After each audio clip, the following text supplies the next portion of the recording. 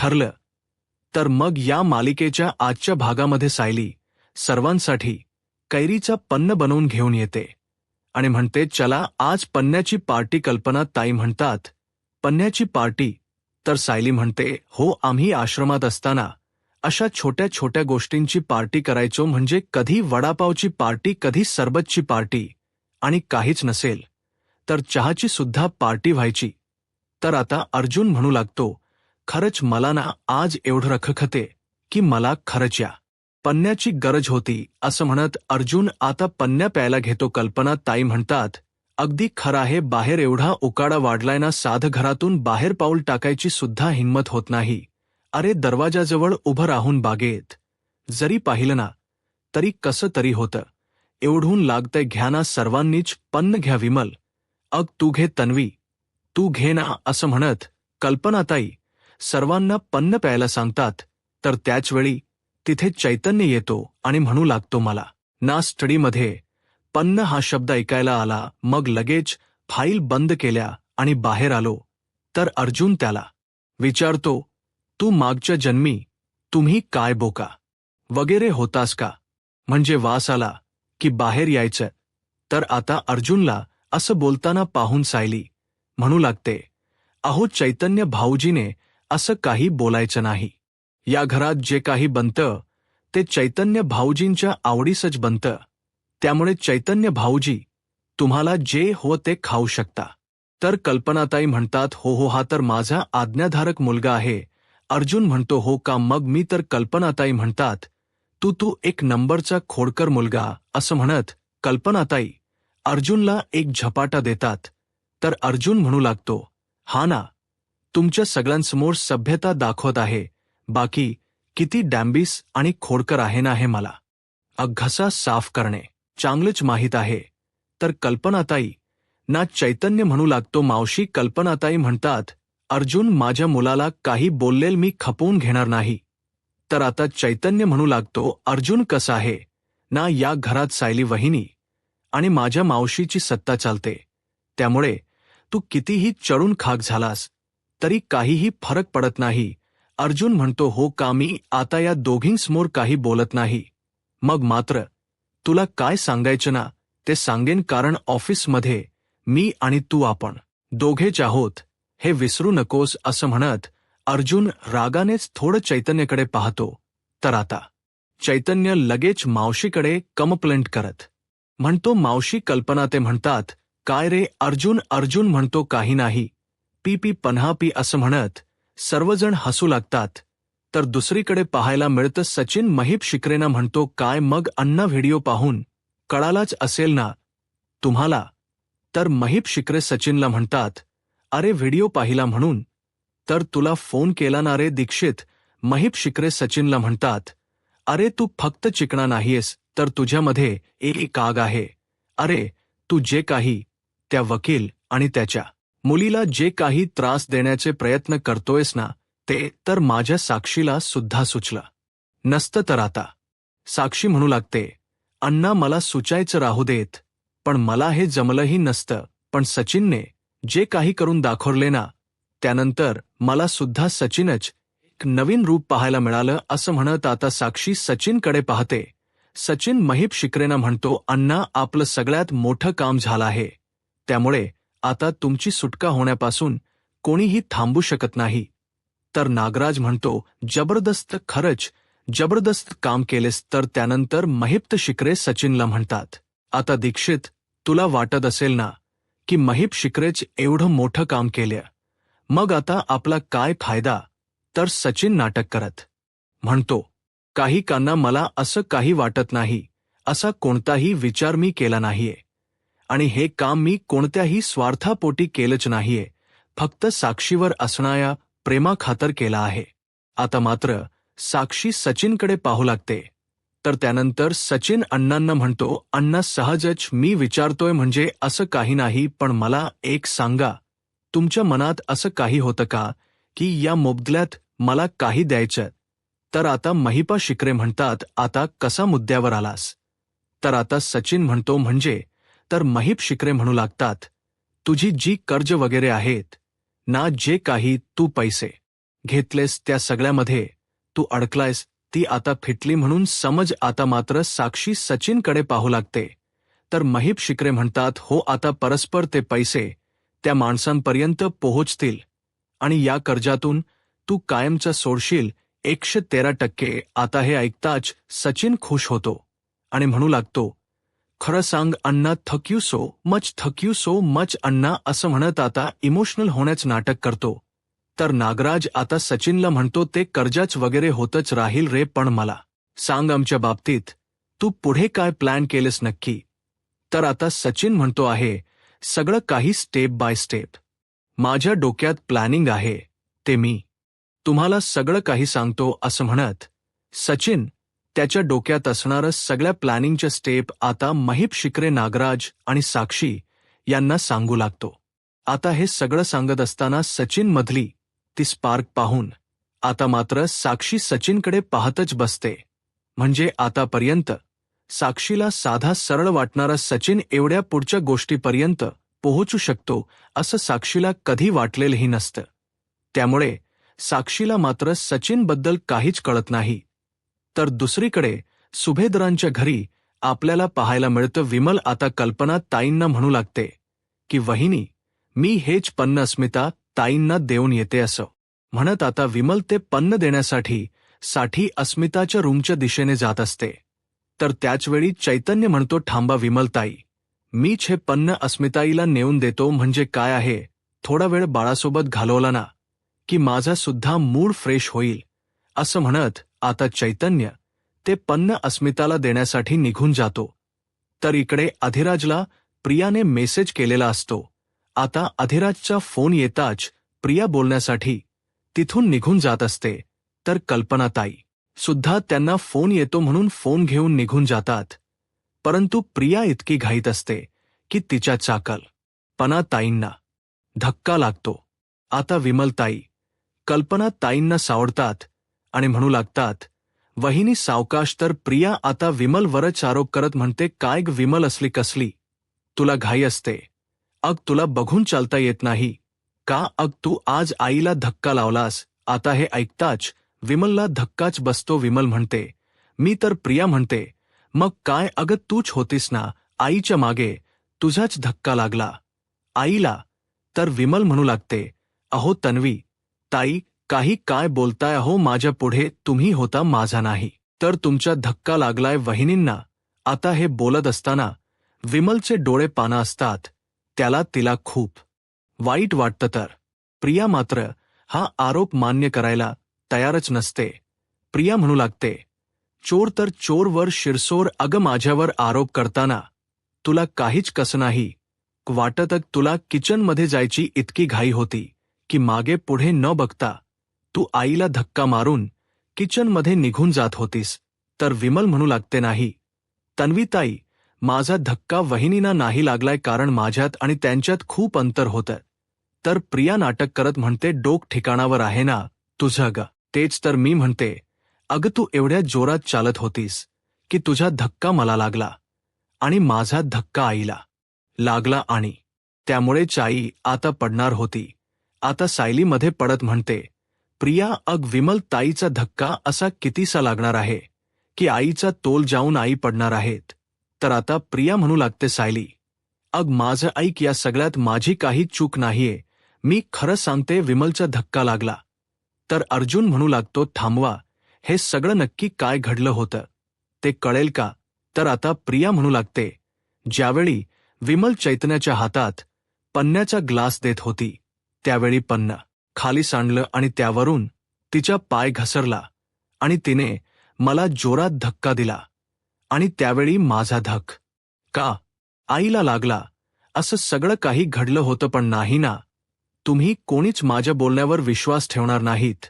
या सगळ्यात तुम्ही मलाच ओरडणार. मान्य आहे की तुम्ही विमलला काही बोलणार नाहीयत, मग मला कधी दोषी धरू नका ना. प्रत्येक वेळी मलाच का तुम्ही बोलत असता? म्हणजे असं झालंय की एकदा कानफटा नाव पडलं की पडलं, म्हणजे काही झालं की उठसूट सगळ्यांनी मलाच बोलायचं हो ना. तर आता अर्जुन म्हणू लागतो, विमलताई, मला कळतंय की हे तुम्ही मुद्दामहून केलं नाहीये, परंतु यापुढे लक्ष ठेवा. तर आता प्रिया नाटक करत म्हणते, आई कसं आहे ना, तू सगळ्यांना सांभाळून घेतेस ना म्हणून कोण कसंही वागत. आता विमलताई, कल्पनाताई समोर हात जोडतात आणि म्हणू लागतात, वहिनी माफ करा, माझा जर तुम्हाला धक्का लागला असेल तर अगदी मनापासून मी तुमची माफी मागते, परंतु खरं सांगते, माझा तुम्हाला धक्का लागलाच नव्हता. कल्पनाताई म्हणतात, विमल आता सोड ना, परंतु विमलताईंना खूप वाईट वाटतं. त्या किचनमध्ये निघून जातात. आता कल्पनात ताई सायलीला समजूत काढायला सांगतात. सायली विमलताईंची समजूत काढण्यासाठी किचनमध्ये येते. इथे प्रिया मनाशीच म्हणते, बरं झालं या विमलला बळीचा बकरा करून माझी सुटका करता आली नाही तर आज मी पूर्णपणे अडकली असती. असं म्हणत प्रियानेच आता विमलला बळीचा बकरा बनवलेला असतो. तर दुसरीकडे सायली विमलताईंना म्हणू लागते, विमलताई एवढं मनाला नका लावू. तर विमलताई म्हणतात, नाही ताई, परंतु तू दादा कसे बोलले बघितलात ना. तर सायली म्हणू लागते, हे सगळं काही ते आपल्या आईच्या प्रेमापोटी बोललेत, बाकी काहीच नाही. तुम्ही मनाला नका लावून घेऊ, आम्हाला सगळं काही माहीत आहे. असं म्हणत आता सायली विमलताईंना शांत करते. त्यांना खूप वाईट वाटलेलं असतं. विमलताई सायलीला म्हणतात, ताई माझा खराच धक्का लागला असताना तर मला कळालं असत ना. तर सायली म्हणू लागते, विमल ताई आपण माणस आहोत हो, आपल्याकडून चूक होऊ शकते, पण एवढं का तुम्ही मनाला लावून घेताय. अजिबात हे मनाला लावून घेऊ नका, सोडाना हे सगळं ताई. आणि विमलताई मुळात हे तुमच्यावर चिडलेलेच नाहीयेत. मुळात घरातील कोणीच तुमच्यावर चिडू शकत नाही, कारण घरातील सर्वांना माहीत आहे की घरातील सगळं काही तुमच्यामुळे अगदी व्यवस्थित चालत असतं. त्यामुळे तुम्ही एवढं मनाला लावून घेऊच नका. असं म्हणत सायली कसं बस विमलताईंना समजावते, त्यांना शांत करते. आणि त्यानंतर सायली पुन्हा एकदा हॉलमध्ये येते. इथे मात्र प्रिया गाणं गुणगुणत अधिराजशी मेसेजवर बोलत असते. तर सायली मनाशीच म्हणते, एवढा सगळा गोंधळ माजून सुद्धाही प्रिया मात्र गुणगुणत अगदी मोबाईल बघते. मला चांगलंच माहीत आहे ही अधिराज भाऊजीशीच बोलत असणार, म्हणजे अधिराज भाऊजींचा पैसा मिळण्यासाठी किती खालच्या तराला जाणार. हे म्हणजे एखाद्या परप पुरुषासोबत ही एवढं छान वागू शकते, त्याच्याशी एवढं बोलू शकते, फक्त पैशासाठी. आता मात्र सायलीला प्रियाचा खूप राग येत असतो. सायली प्रियाकडे दुर्लक्ष करते आणि तिथे असणारी पन्ह्याची ग्लास घेऊन ती किचनमध्ये निघून जाते. आणि त्याचवेळी अश्विन येतो. अश्विन येताच प्रिया अगदी अश्विनवर प्रेम असल्याच नाटक करत म्हणते, अश्विन अरे तू आलास, बरं झालं तू वेळेत आलास. अश्विन तू दमला अशील ना. असं म्हणत प्रिया आपल्या पदरानेच अश्विनचा घाम वगैरे पुसून देते. आता हे पाहून कल्पना ताईंना धक्काच बसतो. तर इकडे अश्विन म्हणू लागतो, हो आज जरा पेशंट जास्त होते म्हणून दमायला झाला आहे. तर कल्पनाताई इकडे सायली अर्जुनला विचारतात, प्रिया बरी आहे ना, म्हणजे काय चाललं हेच नक्की. आता तन्वी जे काही प्रेमाने वागते ना ते जास्तच प्रेमाने वागते असं मला तरी वाटते. अर्जुन म्हणतो, काही नाही, अश्विनकडून काहीतरी काम करून घ्यायचे असेल आणि म्हणूनच मस्का लावण्याचे प्रयत्न चालू आहेत. सायलीला मात्र प्रियाचा खूप राग आलेला असतो. तर दुसरीकडे प्रिया अश्विनला म्हणते, अश्विन अरे आजचा दिवस कसा गेला तुझा. तर अश्विन म्हणू लागतो, आजचा दिवस खरंच खूप छान गेला आणि तू एवढी प्रेमाने काळजी करतेस, प्रेमाने चौकशी करतेस, मग माझा थकवा सुद्धा निघून गेला आहे. आता प्रिया अश्विनला म्हणू लागते, मी तुझ्यासाठी कॉफी घेऊन येऊ का, की सायलीने पन्ह बनवले ते घेऊन येऊ. तर आता हे सगळं ऐकताच अश्विन प्रियाला म्हणतो, ते सगळं ठीक आहे, परंतु आज एवढी मला स्पेशल ट्रीटमेंट का मिळते हे कळेल का जरा. तर प्रिया नाटक करत म्हणते, कारण तू माझ्यासाठी स्पेशल आहेस. आता हे ऐकताच इकडे सायली आणि अर्जुन एकमेकांकडे पाहतात. त्यांना तर प्रियाच्या वागण्याचा धक्काच बसतो. तर अश्विन प्रियाला म्हणतो, तन्वी हा टॉपिक इथे नको, आपण रूममध्ये जाऊन बोलूयात. पन्ह आहे ना, मग माझ्यासाठी पन्हच घेऊन ये. असं म्हणताच आता प्रिया पन्ह आणण्यासाठी किचनमध्ये निघून जाते. आता अश्विन कल्पना ताईंकडे येतो आणि म्हणू लागतो, बघतेयस ना मम्मा, तन्वीमध्ये किती बदल झाले आहेत. तन्वीमध्ये झालेला बदल पाहून खरंच मला तिचा अभिमान वाटतोय. आता या घरची सून किंवा माझी बायको म्हणून ती कुठेच कमी पडत नाहीये. आता मात्र अर्जुन सायलीकडे पाहतो. आता सायलीचा राग मात्र खूप अनावर झालेला असतो. तिला हे सगळं काही सहन होत नाही आणि रागानेच ती रूमच्या दिशेने निघून जात असते. कल्पनाताई सायलीला आवाज देतात, परंतु सायली काही थांबत नाही. कल्पनाताई अर्जुनला म्हणतात, जा बघ नक्की काय झालं आहे. आता अर्जुन सुद्धा रूममध्ये निघून जातो. आता प्रिया अश्विनसाठी पन्न घेऊन येते आणि म्हणू लागते, अश्विन, तू बहुतेक माझं कौतुक केलंस ना, ते सायलीला आवडलं नाही आणि म्हणूनच ती रागाने निघून गेली.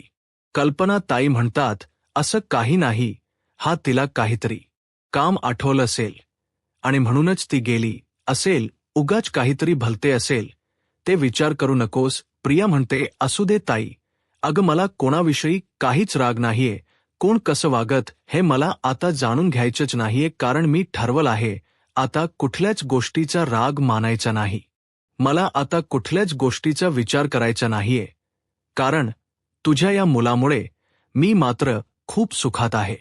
दुसरीकडे पाहायला मिळतं, अर्जुन रूममध्ये येताच सायलीला विचारतो, काय झालंय बायको, मला माहीत आहे राग येणं साहजिकच आहे.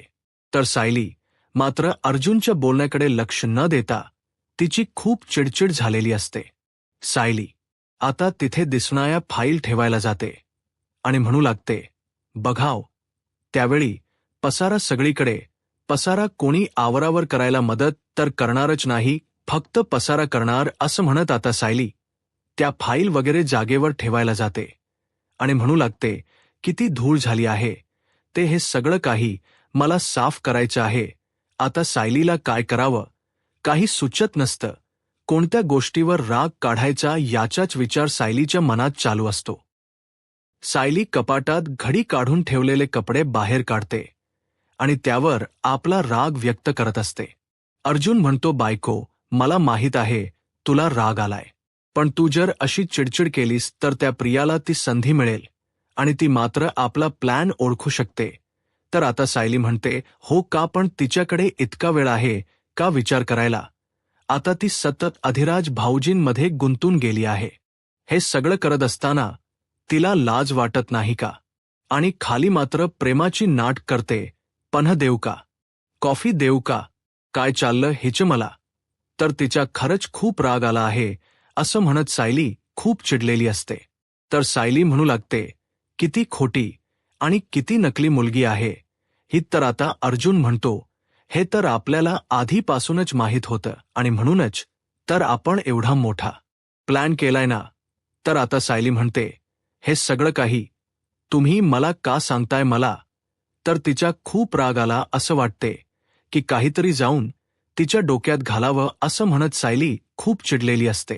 आता सायलीच्या हातात असणारा शोपीस अर्जुन काढून घेतो आणि म्हणू लागतो, रिलॅक्स, मी सुद्धा कंट्रोल करतोय ना, मला सुद्धा राग येतोय, तरी सुद्धा मी शांत आहेच ना. मला माहीत आहे प्रिया काहीही करू शकते, पण तुला सुद्धा असं चिडचिड बनवू शकते, हे मात्र मला माहीत नव्हतं. मला तरी असं वाटते ती जर आता या खोनीत आली ना तर तू खूनच करशील हो ना, असं म्हणत अर्जुन ऍक्टिंग करत दाखवत असतो. तर आता सायली अर्जुनला म्हणते, प्रत्येक गोष्टीत चेष्टा करायची गरजच आहे का, मी काय बोलते आणि तुमचं काय चाललंय हो, पण तुमच्याशी बोलणं तरी काय अर्थ आहे.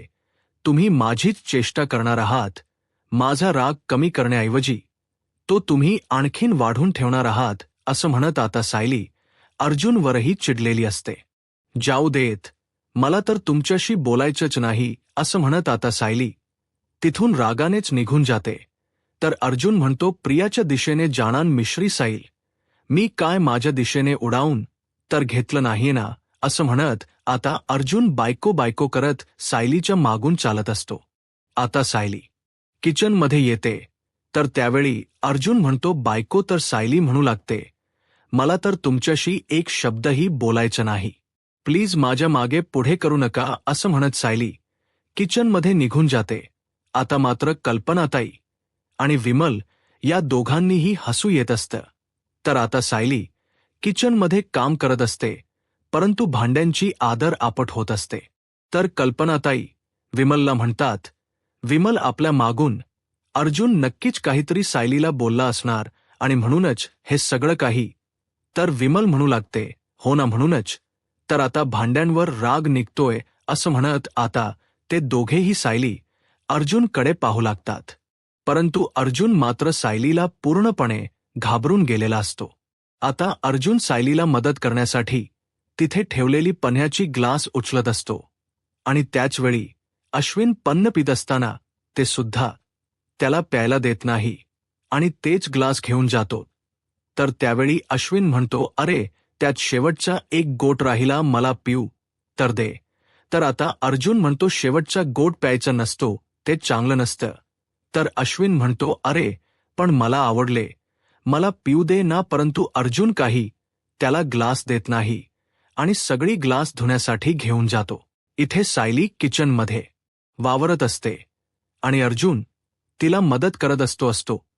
तर आता अश्विन म्हणतो, काय चाललं याचं. तर प्रिया मनाशीच म्हणते, या सायली अर्जुनला ना सगळ्यांनी डोक्यावर बसून ठेवले, म्हणजे अर्धा दिवस भांडतच असतात, परंतु घरातील सर्वांना मात्र तेच रोमटिक वाटत असतं. असं म्हणत प्रिया आता अश्विनला म्हणते, अश्विन तू दमला अशील ना रे, चल मी तुझे पाय चेपून देते. अश्विन म्हणतो, नाही नको, मी एवढा पण दमलो नाहीये, चल मी कपडे चेंज करून येतो. तर प्रिया म्हणते, मी सुद्धा येते ना. अश्विन म्हणतो, तू. तर प्रिया म्हणते, हो मी सुद्धा येते. असं म्हणत रिया ही अश्विनच्या मागे रूममध्ये निघून जाते आणि हे तर सायलीला अजिबातच आवडलेलं नसतं. सायली आता पुन्हा एकदा भांड्यांची आदरापट करू लागते. तर कल्पनाताई विमलला म्हणतात, विमल चल, यांची भांडण चालू राहू देत, आपल्याला बरीच काम आहेत. असं म्हणत विमल आणि कल्पनाताई तिथून निघून जातात. आता सायली खूप चिडलेली असते. अर्जुनला काहीच कळत नसतं की सायलीला कसं शांत करावं. अर्जुन सायलीला म्हणतो, बायको अगं ती प्रिया कशी आहे हे आपल्याला माहीत आहे ना, तिला जसं वागायचं तसं वागू देत ना. ती अश्विन भाऊजी सोबत प्रेमाचं नाटक करते हे आपल्याला माहीत आहे ना. तर सायली म्हणू लागते, त्याचाच तर मला खूप राग येतोय, संताप होतोय. माझा अश्विन भाऊजीवर तीच प्रेम आहे, हे सगळं काही ती नाटक करते. आता काय म्हणाली बघितलंत ना, की मी तुमचे पाय चेपून देते. माणसाने असं खोटं नाटक तरी करू नये. असं म्हणत सायली आपला राग व्यक्त करत असते. अर्जुन सायलीला समजावत म्हणतो, अगं प्रिया इतकी खोट वागते म्हणजे याचाच अर्थ ती आपल्या ट्रॅपमध्ये अडकली आहे. तर सायली अर्जुनला म्हणते, हे सगळं काही मला पटते कळते पण वळत नाहीये. एकीकडे इथे अधिराज भाऊजींच्या गळ्यात पडणार आणि दुसरीकडे घरी आल्यानंतर अश्विन भाऊजींसोबत प्रेमाचं नाटक करणार. हे मला अजिबातच पटत नाहीये, हे मला सहन होत नाहीये. इतकं दगडाच हृदय नाहीये माझं. खरं सांगायचं तर अश्विन भाऊजींकडे पाहून मला आता रडायला यायला लागतं, कारण आता प्रिया जे काही घाणड्या पद्धतीने वागते ना, की या सगळ्याची शिक्षा अश्विन भाऊजींना भोगावी लागणार आहे. तर अर्जुन म्हणू लागतो, तसं नाहीये खरं, तर अश्विनला त्याच्याच वागण्याची शिक्षा मिळते. तर सायली म्हणते, असं कसं, या सगळ्यामध्ये अश्विन भाऊजींची काय चूक आहे. तर आता अर्जुन सायलीला म्हणतो, मला माहीत आहे तुला अश्विनची काळजी वाटते, मला सुद्धा अश्विनची काळजी वाटते. खरं तर एका नव्याने बायकोला जसा सपोर्ट करायला हवा तसाच तो करतोय, तो कुठे चुकत नाहीये किंवा कमीही पडत नाहीये. तर सायली म्हणू लागते, पण त्यांना त्यांच्या बायकोच खरं रूप दिसलेलं नाहीये, जे आपल्याला दिसलंय, पण आता तेच खरं रूप समोर आणण्यासाठी आपण धडपडतोय. तर अर्जुन म्हणू लागतो, तुला काय वाटते की आतापर्यंत प्रिया चुकली आहे, हे अश्विनला दिसलं नाहीये का. प्रत्येक वेळी दिसलं, परंतु अश्विनने मात्र तिच्या वागण्याकडे दुर्लक्ष केला. ती जे बोलेल ते खरं मानत गेला. ती म्हणाली की मी मैत्रिणीकडे जाते, तर अश्विनने मान डोलावत होकार दिला. बायको म्हणाली की मी पैसा गरिबांना वाटते, तर नव्याने विश्वास ठेवला, हेच चालत आलंय आतापर्यंत. त्याचवेळी जर हाताला धरून तिला घराबाहेर काढलं असत ना, तर आता हे दिवस पहावे लागलेच नसते. आणि म्हणूनच मला असं वाटते की या अश्विनच्या वागण्याचीच त्याला शिक्षा मिळणार आहे. तर सायली म्हणू लागते, मलाही असंच वाटतं पहिल्यापासून. अश्विन भाऊजी तिच्या बोलण्याला होला हो करत आलेत. तेव्हाच जर तिला शिक्षा दिली असती ना, तर आज ही वेळ आपल्यावर आलीच नसती. मलाही वाटते की अश्विन भाऊजींनी हे अगोदरच करायला हवं होतं. तर अर्जुन म्हणू लागतो, तो करू शकला नाही म्हणून तर आपण करतोय ना बरं तू. आता शांत होशील का? तुझा जर राग शांत झाला तर मला तुला एक महत्वाची गोष्ट सांगायची आहे. सायली विचारते, कोणती? तर अर्जुन विचारतो, तुझा राग शांत झालाय का? तर सायली म्हणते हो. तर आता अर्जुन सायलीला म्हणतो, आज अस्मिताई सचिनबद्दल चैतन्यशी अगदी ओपनली बोलली आहे. म्हणजे सचिनबद्दल तिला काय वाटतं, तिच्या मनात काय भावना आहेत, हे सगळं काही तिने चैतन्याला सांगितलं आहे. चैतन्य मला सगळं काही बोलला, सगळं काही चैतन्याने मला सांगितलं. आणि या सगळ्यातून बाहेर पडण्यासाठी तिने चैतन्याची मदत मागितली आहे. तर सायली म्हणू लागते, मदत घेण्यासाठी अगदी योग्य माणूस निवडला आहे अस्मिताईंनी. तर अर्चन म्हणतो, हो मलाही असंच वाटते. म्हणजे तसंही माझ्याशी किंवा अश्विनशी सचिनबद्दल अस्मिताई काहीच बोलणार नाही हे मला चांगलंच माहीत आहे. पण एक गोष्ट मात्र खरंच खूप छान झाली की अस्मिताईने योग्य माणसाची निवड केली आणि त्याच्या समोर आपलं मन मोकळं केलं आणि चैतन्याला सगळं काही तिने सांगितलं. आता अस्मिताईला सचिनपासून कसं दूर करायचं हे चैतन्य बघून घेईलच, शिवाय आपण आहोतच, असं म्हणत सायली अर्जुन आता पुढचा विचार करू लागतात. तर दुसरीकडे पाहायला मिळतं, अश्विन त्याच्या हॉस्पिटलच्या फाईल बघत असतो. तो त्याच्या कामामध्ये बिझी असतो आणि इकडे प्रिया मात्र मोबाईल बघत असते. आता अश्विन प्रियाला म्हणतो, चला माझं काम तर झालं आहे, आता मला झोपायचं आहे. आणि तन्वी, तू सुद्धा जास्त वेळ जागरण करू नकोस, कारण तुला झोपायला उशीर झाला की तुझी झोप पूर्ण होत नाही आणि उठायला उशीर होतो. त्यामुळे तू सुद्धा झोपायला चल. तर प्रिया म्हणते, हो अश्विन येथेच मी एका मेसेजची वाट पाहते. तो आला ना की मी लगेच झोपायला येते. तर अश्विन प्रियाला म्हणतो, बरं ठीक आहे. आता त्याचवेळी प्रियाला मेसेज आलेला असतो. प्रिया पाहते तर अधिराज फॅशन्स जॉईनिंग लेटर आलेलं असतं. प्रिया म्हणते, अरे वा, हे तर खरंच खूप छान काम झालंय, बरं झालं मला जॉईनिंग लेटर मिळालं.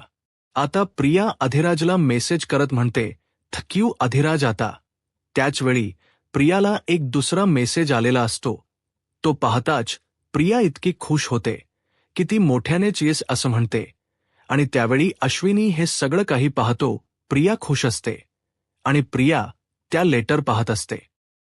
आता अश्विन प्रियाला म्हणतो, काय इतका कसला आनंद झालाय? अग तुला इतका आनंद झालाय, मग कसलं लेटर आलंय ते तरी बघू देत. आता मात्र प्रियाला धक्काच बसतो. प्रियाला काय बोलावं काहीच कळत नाही. आता अश्विन मोबाईल पाहण्यासाठी पुढे येतो.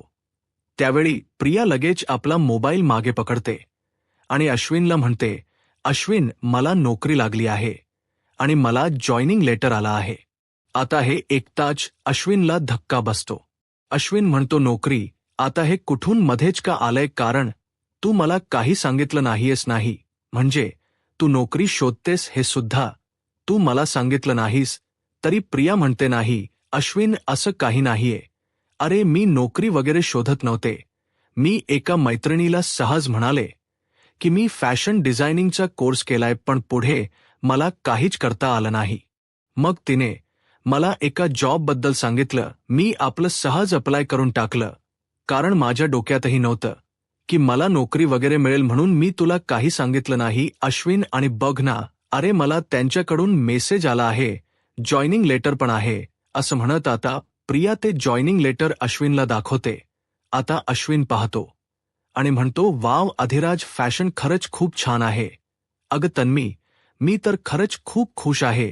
तुला नोकरी करायची आहे ना, मग बिंदास कर अगं. आणि तुला आवडत्या क्षेत्रात, म्हणजे तुला जे क्षेत्र आवडते त्यात तुला एक नोकरी मिळते, मग अजून काय हव्य? अभिनंदन तन्वी, असं म्हणत आता अश्विन तिला जवळ घेतो.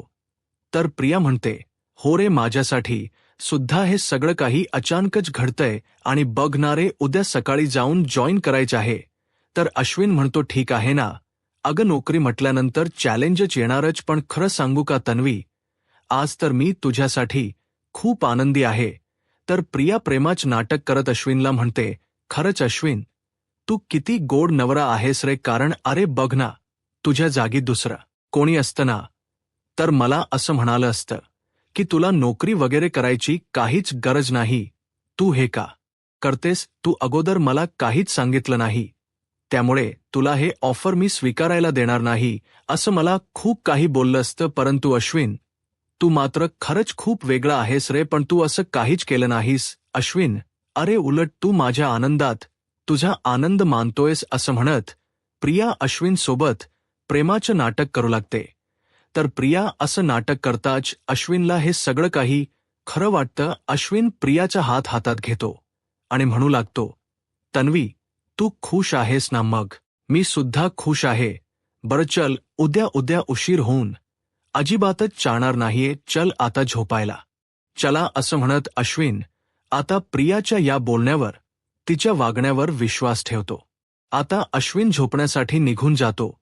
तर प्रिया मेसेज करत म्हणते, तुला माहीत आहे उद्या काय करायचं आहे आणि कामाला लाग.